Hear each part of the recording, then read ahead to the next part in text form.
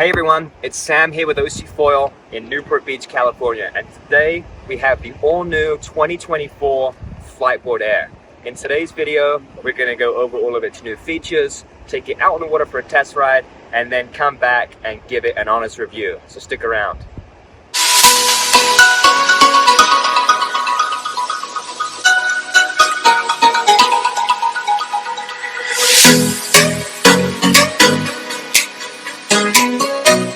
All new 2024 Flight Air. So this guy now starts at $6,995. That's the biggest difference.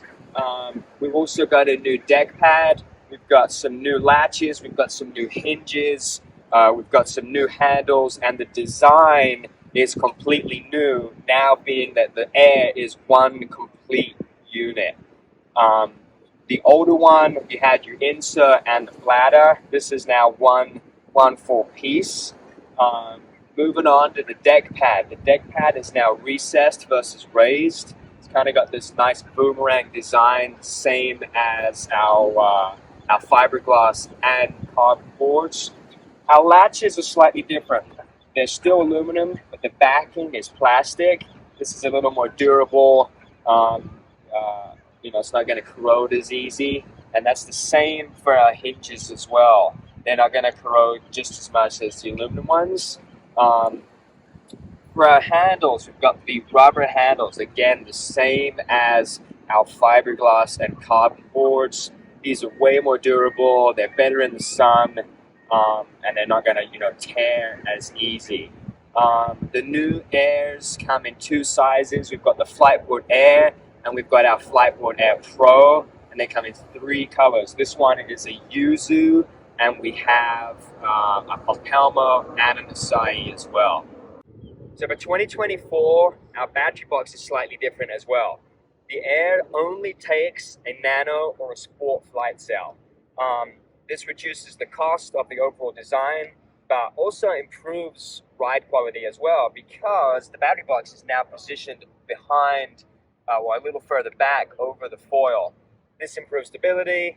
A little more weight over the mast allows you to carve and turn a little easier, and overall it's better for performance. That said, you're not going to be able to use the Explorer anymore, which is good for longer run times, 90 minutes plus. But the Sport, you're still going to get 60 to 80 minutes depending on wing and rider weight. What do you get with the all-new 2024 Flight Air? So you're going to get a black 75 centimeter eFoil.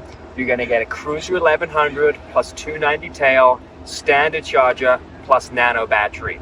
So recommendations that we like, improvements, would be sport battery, a 1500 and 300 tail. This is going to increase your efficiency and ride time, and we believe that you're not going to outgrow a 1500 plus 300 quite as much as you would with an 1100 and 290. Everything comes standard with bags and cases. The only thing that doesn't would be your board. This is because of its durability and reduces the cost. For us, we have a 245 tail. We love the Flow 1100S as well. Really good for carbon, really good for maneuverability. And then we also have it paired with our folding prop.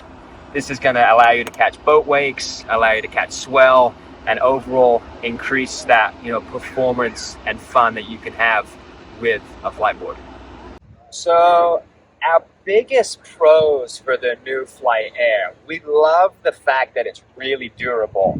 You can put it on concrete, you can throw it around, and you're not going to ding your board. If we had a fiberglass or a carbon one here, I certainly wouldn't have it sitting on the ground like this, but that's where the new Air is so great.